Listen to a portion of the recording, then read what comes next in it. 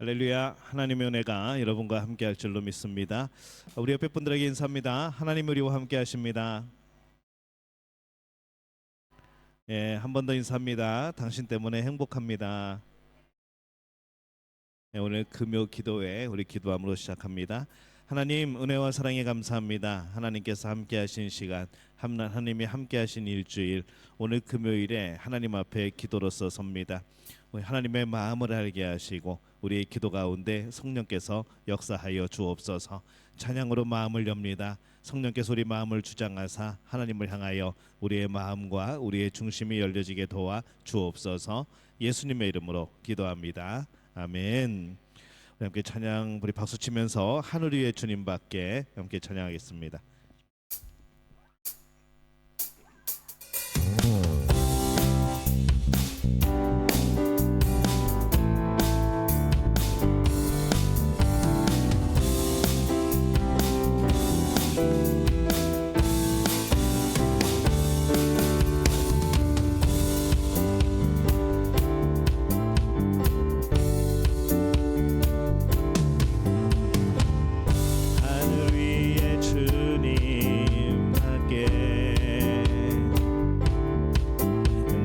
사모할 자 이 세상에 없네. 내 맘과 힘은 믿을 수 없네. 오직 한 가지 그 진리를 믿네. 주는 나의 힘이요, 주는 나의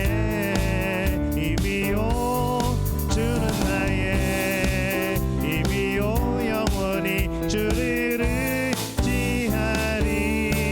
주는 나의 힘이요, 주는 나의 힘이요, 주는 나의 힘이요, 영원히 주를 의지하리. 영원히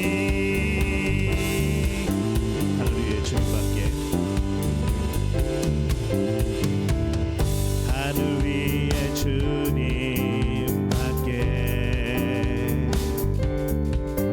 내가 사모할 자 이 세상에 없네. 내 맘과 힘은 믿을 수 없네. 오직 한 가지 그 진리를 믿네.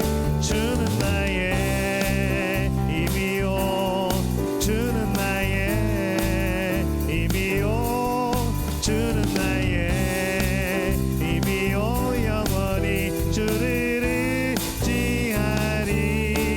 주는 나의 힘이요, 주는 나의 힘이요, 주는 나의 힘이요, 영원히 주를 의지하리.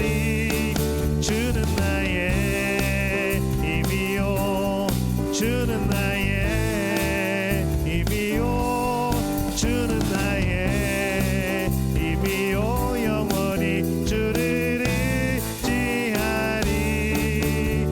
영원히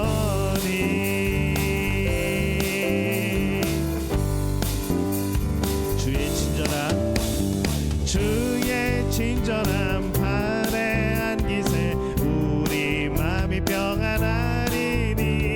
항상 기쁘고 복이 되겠네. 영원하신 팔에 안기세. 주의 팔에 그 기신 팔에 안기세. 주의 팔에 영원하신 팔. 다시 한번 주의 친절한 팔에 안기세 우리 마음이 평안하리니. 항상 기쁘고 복이 되겠네. 영원하신 팔에 안기세. 주의 팔에 그 크신 팔에 안기세. 주의 팔에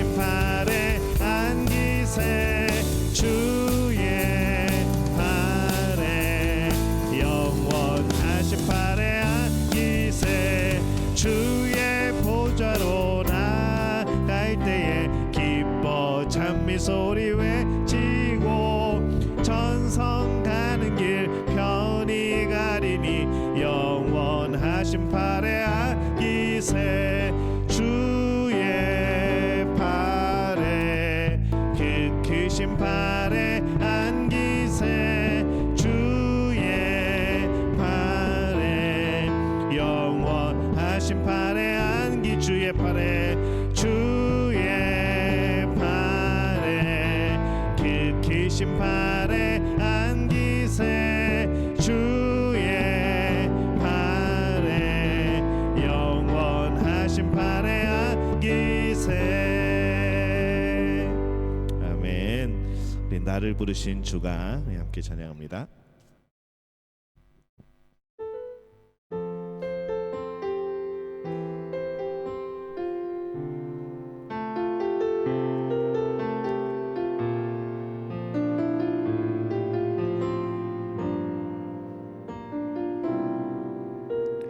나를 부르신 주가 이루어 주시네.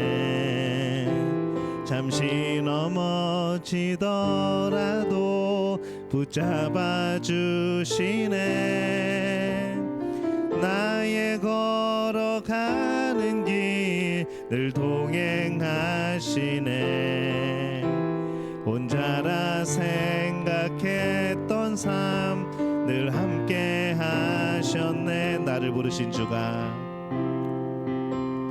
나를 부르신 주가 이루어 주시네.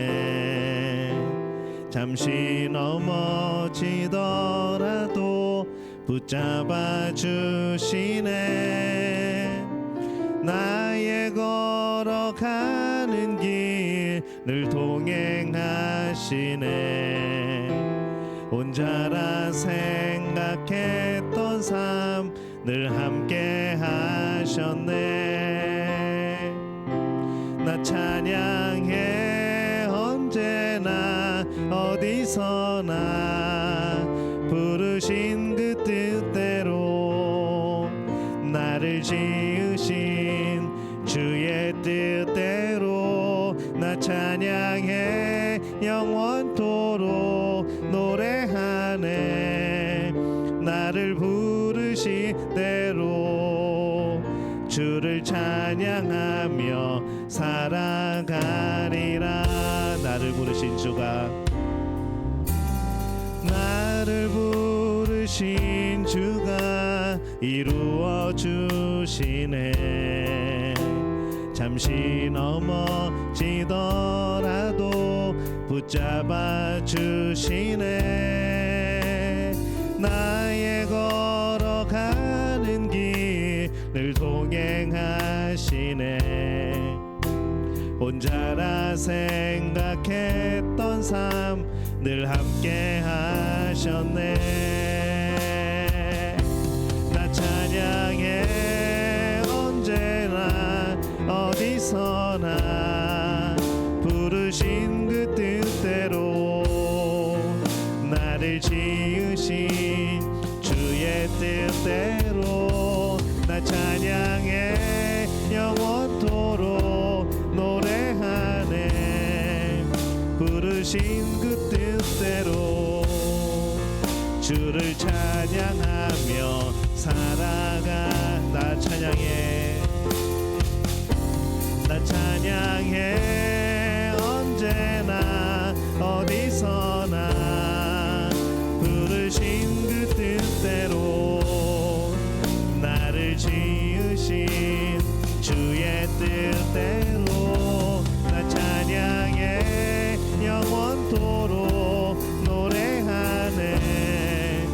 나를 부르신 대로 주를 찬양하며 살아갈. 한 번 더 찬양합니다. 나 찬양해 나 찬양해 언제나 어디서나 부르신 그 뜻대로 나를 지으신 주의 뜻대로 나 찬양해 영원토록 노래하네. 나를 부르신 대로 주를 찬양하며 살아가리라. 우리 시간 함께 통성으로 기도합니다. 하나님, 이 밤에 우리의 발걸음 주 앞으로 인도하시니 참 감사를 드립니다. 오늘 우리의 기도의 제목과 오늘 우리의 중심과 오늘 우리의 생각과 우리의 바라보는 것, 듣는 것, 우리의 모든 것 하나님 주관자가 되어 주옵소서. 오늘 하나님이 이끄시는 대로 기도하며 오늘 하나님이 이끄시는 대로 살아가며 결단하는 복된 우리 기도의 시간 되어지게 도와주옵소서. 우리 주여 한번 외치고 통성으로 기도합니다.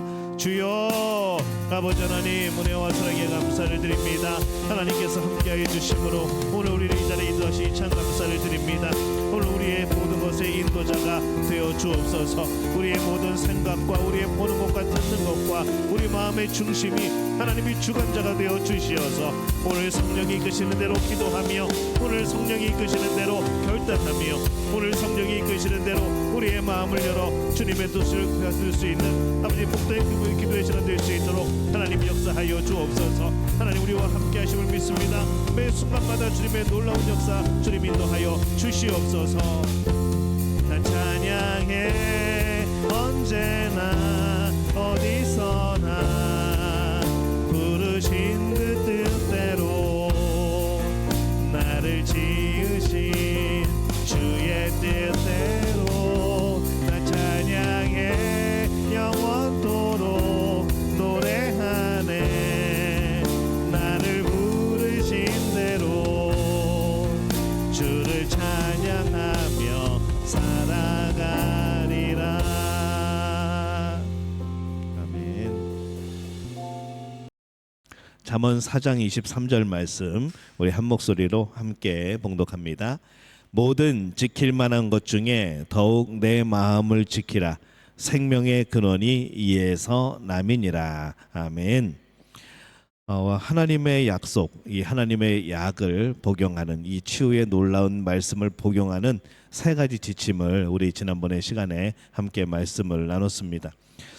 이제 우리는 네 번째 말씀을 우리가 보게 되어지는데 우리 지난번에 제목들을 한번 다시 생각해 보면서 우리 한번 되새겨 봅시다. 치료와 회복을 위한 네 가지 지침. 첫 번째부터 있습니다. 시작. 내 말에 주의하라. 내가 이르는 것에 내 귀를 기울이라. 내 말을 내 눈에서 떠나지 하지 말라. 내 말을 내 마음속에 지키라. 예. 오늘은 이 네 번째입니다. 이제 마지막입니다. 내 말을 내 마음속에 지키라 라는 말씀을 가지고 함께 또 은혜를 나눠보려고 합니다. 우리가 이 하나님의 약속, 우리가 하나님의 치유와 회복의 말씀을 받을 때에 우리가 이 네 가지를 잘 기억하면서 말에 하나님 말씀에 주의하고 귀를 기울이고 떠나지 않게 하고 눈에서 떠나지 않게 하고 마음속에 지키고 오늘 우리가 이런 중심을 가지고 살아가는 것이죠. 이 아이들에게 뭔가를 교육할 때에 이런 이론이 있습니다. 귀의 문, 눈의 문, 이런 이제 이야기가 있습니다. 어린아이의 주의를 사로잡으려면은 모든 감각을 활용을 해야 된다는 것이죠. 어린아이들은 그냥 귀로 듣기만 하는 것으로는 부족하고 이 눈으로 봐야 되는 겁니다. 귀로 듣고 눈으로 보고 또 더 나아가서는 이 어린아이의 귀로 듣고 눈으로 보는 것만으로 부족하고 또 그것에 대해서 결단하고 실질적인 행동을 통해서 이제 배워 나가는 것이죠. 그래서 한번 따라해 볼까요? 듣고 보고 해보고 예. 이러면 이제 학습이 되어지는 것이죠. 근데 이 하나님이 3000년 전에 이미 잠언을 통해서 이것을 말씀을 합니다. 하나님은 이렇게 말씀을 합니다. 잠언 4장 20절에서 21절까지의 말씀을 보면요. 우리 함께 읽어볼까요?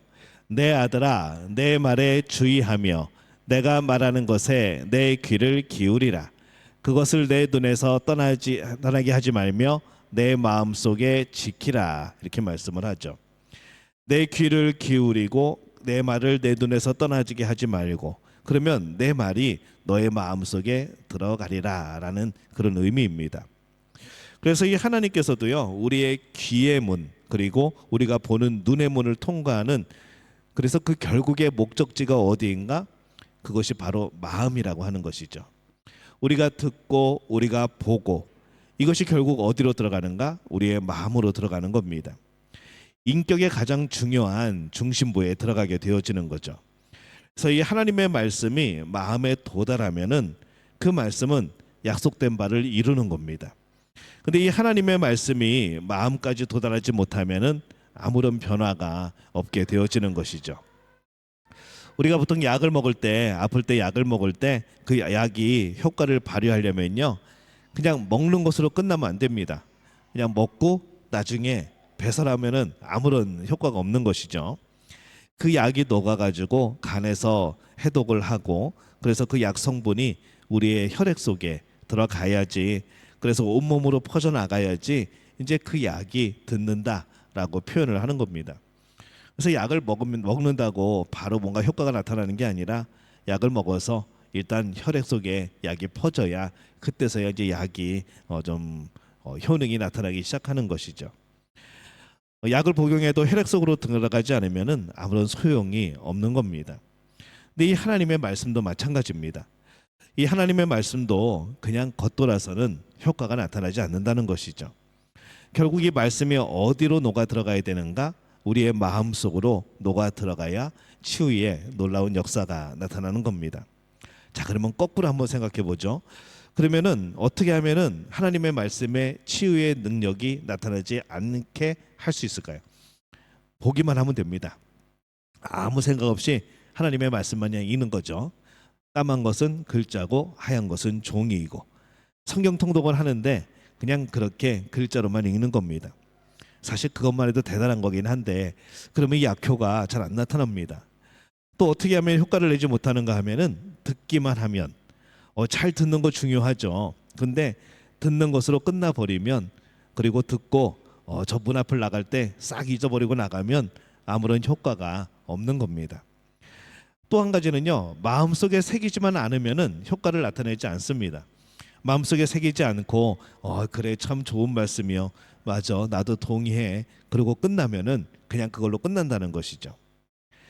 또 효과가 나타나지 않으려면요, 실천하지 않으면 됩니다. 내가 분명히 보고 귀로 듣고 마음속에 새겼는데 실천하지 않는 거죠. 맞아, 은혜로워, 아주 은혜로운 말씀이야, 하나님 말씀이 맞지. 근데 하나님 말씀은 말씀이고 나는 나고, 실천으로 옮기지 않으면은 전혀 효과가 나타나지 않게 되어집니다. 그래서 하나님의 말씀은요, 어떻게 우리가 듣고 우리가 어떻게 해야 되는가?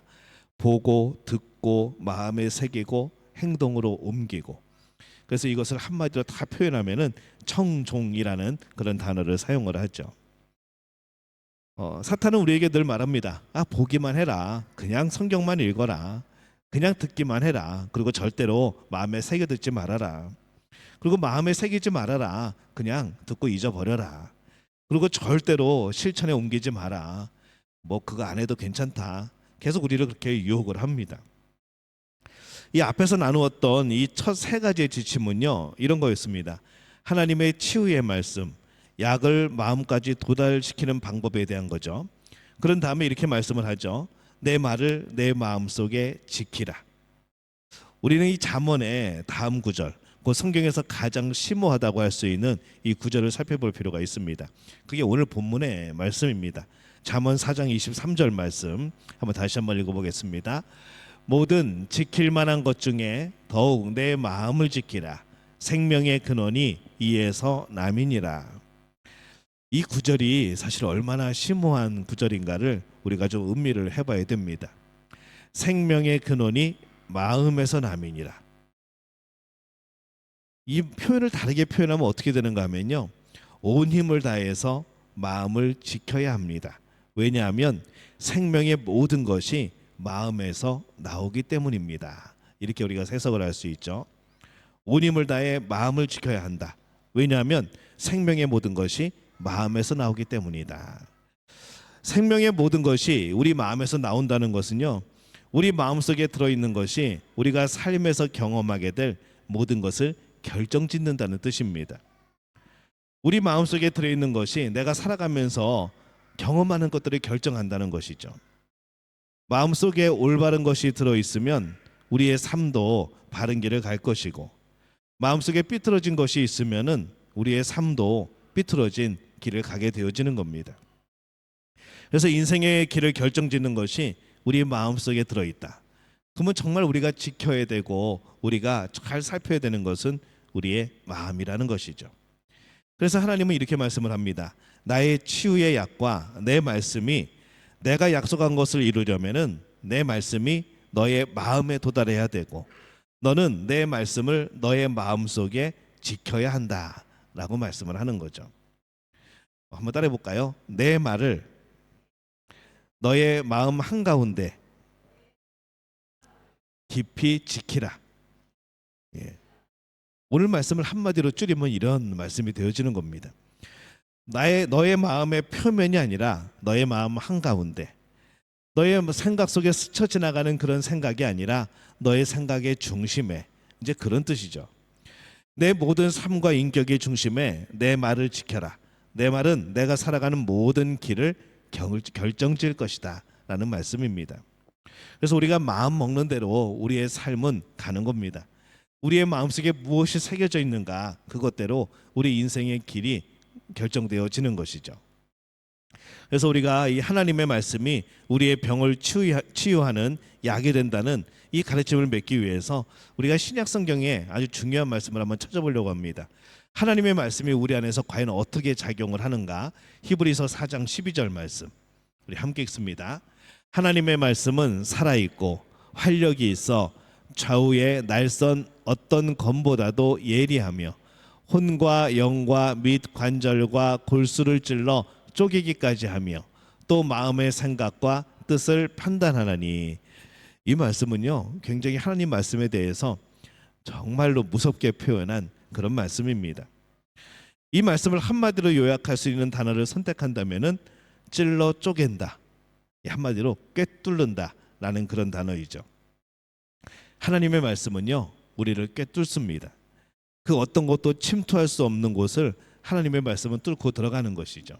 아무리 가린다고 해도, 우리가 아무리 잊어버린다고 해도 그것으로 끝나는 것이 아니라 하나님은 보고 듣고 또 살펴보고 그 우리의 가장 숨겨놓은 깊은 곳까지 뚫고 들어가는 겁니다. 우리가 인체 조직 속에서 예리하게 파고드는 이 외과 의사의 그런 날카로운 칼날을 연상해 보면은 그것이 좀 실감이 나죠. 근데 이 하나님의 말씀은 우리의 육체뿐만이 아니라 다른 차원, 우리의 영적인 영역까지도 파고 들어가는 겁니다. 그래서 하나님의 말씀은 우리의 인격의 가장 깊은 영역인 혼과 영의 틈새를 찔러서 쪼갠다, 꿰뚫는다 라고 말씀을 하는 거죠. 우리 마음속 깊은 곳에 자리 잡고 있어서 내 자신도 완전히 이해할 수 없는 것을 하나님은 드러내고 고치신다는 겁니다. 그래서 하나님의 말씀은요, 관절과 골수를 쪼갭니다. 말씀을 들을 때 아픈 거, 이건 굉장히 효과 있는 겁니다. 말씀을 들으면서 엄청나게 찔리는 거, 그날은 정말 하나님의 역사인 겁니다. 나는 잊어버렸었는데 어느 날 말씀이 내 삶 가운데 찔러지고 내가 아파하고 내가 그것으로 회개하게 되어지고 정말 그런 경험이 있다고 한다면은 그 말씀은 여러분에게 정말로 좋은 약이 되어진 것이는 거죠.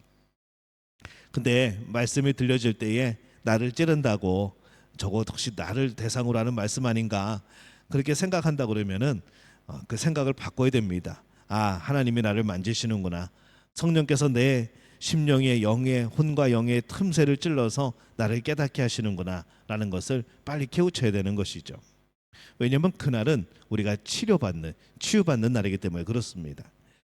우리의 내부의 영역, 내부적인 그런 영적인 영역에도 닿고 또 외부의 신체적인 영역에도 닿는 이 하나님의 말씀인 것이죠. 그래서 성경에 보면요, 많은 병자들 예수님이 치유하십니다. 그러면서 예수님이 하시는 게 또 뭔가 하면은 그 사람의 마음까지도 치료하시는 것이죠. 우리의 삶에서 하나님의 말씀이 닿지 못하는 영역은 아무것도 없습니다. 말씀은 그 어느 곳이든 그 어떤 영역이든 하나님의 말씀이 꿰뚫고 들어가는 겁니다. 인간이 만든 어떤 약이나 의료기기는요, 치료하기 어려운 그런 것이라고 할지라도 하나님의 말씀은 치료하시는 겁니다. 약은 부작용이 많습니다. 어떤 약을 한참 먹다 보면은 부작용이 있고 여러 가지 또 다른 증세들이 나타나는 거죠. 의료기기가 아무리 발전을 해도 못 고치는 병들이 있습니다. 근데 이 하나님의 말씀은 손길이 미치지 않는 곳이 없는 것이죠. 우리의 정신이든 우리의 성격이든 이 하나님의 말씀은 그 문제까지도 손길을 뻗치십니다. 그래서 하나님의 말씀은 어디든지 꿰뚫고 들어가는 것이죠. 그러니 우리가 치유받아야 될 분은, 치유받아야 될 그 앞에 서는 분은 바로 하나님이십니다. 하나님 앞에 설 때에 우리의 육체의 문제, 또 우리의 정신과 영혼의 문제, 우리 마음의 문제까지도 치료를 받는 겁니다. 근데 중요한 것은 이 말씀을 받을 때에, 이 치료를 받을 때에 하나님의 말씀을 하나님이 이르시는 그대로 받아들여야 된다는 것이죠. 주의를 집중하고 겸손하게 그 말씀을 받아들이겠다는 자세가 필요합니다.